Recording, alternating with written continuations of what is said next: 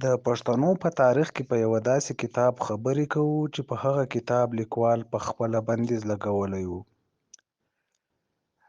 په پښتنو کې ډېر لږ خلک کتابونه لولي او د نړۍ د نورو قامونو په پرتله د لیکوالانو کچه هم پکې کمه ده.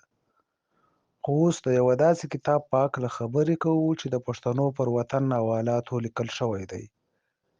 په پښتنو سیمو کې شته ستونزو د هواري لپاره لیکل شوی دی. که پر دې کتاب عمل وشي، انشاءالله چې تر یو بریده به د پښتنو ستونزې هوارې شي. خو د یاد کتاب لیکوال چې کله واک ته رسیږي نو پر خپل کتاب بندیز لګوي. نه غواړي چې د ده کتاب خلک ولولي او په هغه څه خبر شي چې د پښتنو ورته اړتیا ده. قیوم خان: کله چې د قیوم خان نوم راشي دستي د سړي ذهن ته د بابړې پیښه او شهیدان راشي، او کله چې د بابړې د پیښې یادونه کیږي نو د سړي ذهن ته دستي د قیوم خان نوم ورشي. قیوم خان د مسلم لیګ مرکزي غړی او د اوسنۍ پښتونخوا وزیر اعلی و چې په 1948 زېږدیز کال د اګست پر 12مه یې د بابړې پر مقام د خدایي خدمتګارو پر احتجاجي لاریون مخامخ د ډزو امر ورکړ چې د 600 زیات پښتانه پکې شهیدان شول او په سلګونو نور پکې ژوبل شول، چې بیا قیوم خان د دې شهیدانو او د ژوبلو د کورنیو څخه د ډزول شویو مرمیو پیسې هم واخیستې. قیوم خان له 1946 زېږدیز کال څخه مخکې د کانګرس غړی او ملاتړی و چې پر باچا خان بابا به یې ډېر فخر کاوه. قیوم خان په 1945 زېږدیز کال کې د سرحد اوسنۍ پښتونخوا په هکله یو کتاب ګولډ اینډ ګن په انګریزي ژبه کې ولیکه. دا کتاب بیا د ډاکټر یاسین اقبال یوسفزي لخوا په پښتو ژبه وژباړل شو او په 2008 زېږدیز کال کې د یونیورسټي بک ایجنسي لخوا د پېښور په خیبر بازار کې چاپ شو. په دې کتاب کې لاندې موضوعات شامل دي: لومړی، د پښتنو وطن عمومي خد و خال.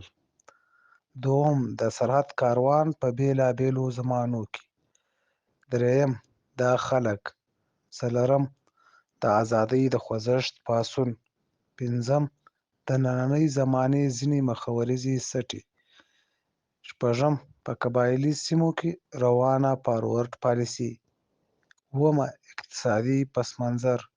اتم، د راتلونکو پیښو بڼه. نهم، اخري فکرونه. د دې کتاب ژباړونکی په خپله سرلیکنه کې لیکي: دا کتاب زر او زور د پښتون په پوله یو داسې کتاب دی چې د خپل چاپ نه 60 کاله پس هم زوړ نه ښکاري، او زه دا دی تاسې ته اوس په 2022 زېږدیز کال کې وایم چې دا کتاب 70 کاله وروسته هم زوړ نه ښکاري، او د هغه وخت د پښتون قام مسلې پکې ډېر په ښه شان په ګوته شوي دي، او د دې مسلې څخه د خلاصي په لارو هم په دلیلونو سره بحث شوی دی. نه دا کتاب پښتنو لوستی دی او نه د پښتون حال، جغرافیه او اقتصاد کې په تیرو 70 کالو کې څه داسې لوی بدلون راغلی دی. د دې کتاب د لوستو نه پس داسې محسوسیږي لکه چې نن هم پښتون په هغه ځای ولاړ دی چیرته چې 70 کاله پخوا و. دې کتاب کې د پښتون وطن په هکله ورکړل شوي تجویزونه نن هم د ځینې قام دوسته سیاسي ډلو د تګلارې برخه ده او د مسلې حل ګڼلی شي. د کتاب د ژبې نه اندازه لګي چې لیکوال په انګریزي ژبه د کمال تر حده پوهېده. د سیمې په سیاسي، قانوني او اقتصادي مسلو ژور بحث د دې خبرې دلیل دی چې لیکوال هم د سیاست او قانون د میدانونو مېړنی و او هم د اقتصاد د میدان. لیکوال دا خبره دې کتاب کې په ډاګه کړې ده چې ډاکټر خان صاحب، عبدالغفار خان او د هغوی ملګري د دغې زمانې د ټولو نه غټې او مخلصې څټې وې او د لیکوال ورسره بې کچه مینه وه. د ژباړونکي د لیکنې نه وروسته د کتاب فهرست دی او بیا د کتاب د لیکوال قیوم خان سریزه ده. په سریزه کې لیکوال د کتاب د محتویاتو او موضوعاتو په اړه لیکي. په دې مختصر کتاب کې ما د سرحد د مسلې د څه مخصوصو اړخونو د خدوخال د ذکر هڅه کړې ده. دې کې د دې صوبې یو لنډ تاریخ دی، د دې سیمې د خلکو او ځینو مخورزو سټو ذکر دی، د ازادۍ د خوځښت په سرخیل خدایي خدمتګار پاڅون بحث دی، د قبایلي سیمې مسله، د سیمې اقتصادي پس منظر او د راتلونکو پیښو بڼه بیان شوې ده. انګریزانو او د هغوی چاپلوسانو په پښتونخوا کې د خدایي خدمتګارو پر ضد د هر ډول دسیسې څخه کار اخیست تر څو یې په خپلو چارو کې بدنام او ناکام کړي. هغوی په خان عبدالغفار خان باندې او د هغه پر پلویانو رنګارنګ تورونه لګول. په دې کتاب کې د دغو مسایلو په اړه پوره مفصل علمي او مستند معلومات وړاندې شوي دي. په دې برخه کې د دغو موضوعاتو په اړه د دې محتویاتو نه څو کرښې ستاسو مخې ته د یاد کتاب له 50 مخ څخه ږدم.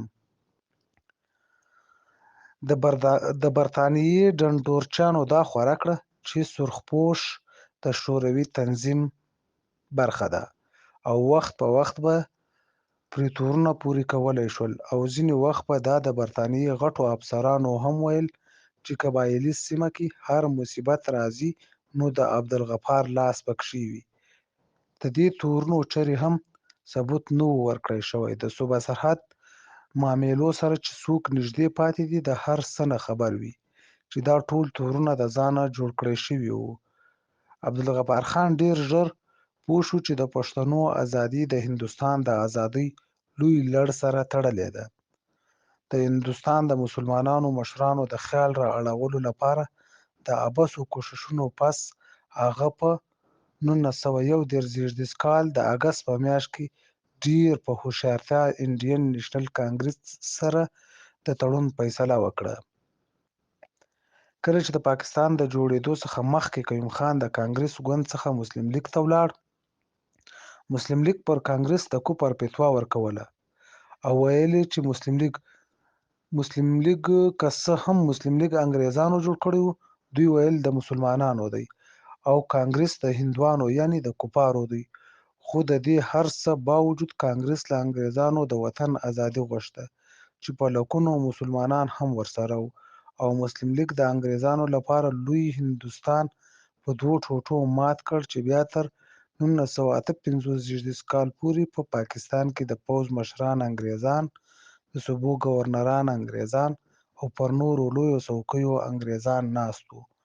نو د قیوم خان سوچ مسلم لیګ ته راتګ سره بدل شو او د هر هغه څه پر ضد شو کوم چې ده پخپله په خپل کتاب کې لیکلي وو او دا یې د یو کام او خوري پرمختګ باله چې بیا یې په خپل کتاب ګولډ اینډ ګن زور او زر باندې بندیز ولګاوه چې دا په ټول تاریخ کې لومړنی کس دی چې په خپل کتاب بندیز لګوي او دا قیوم خان و چې بیا یې په 1948 کال د اګست پر 12مه د کانګرس پر ملاتړو خدایي خدمتګارو مخامخ ډزې وکړې چې په سلګونو کسان یې شهیدان او په سلګونو کسان یې ژوبل کړل.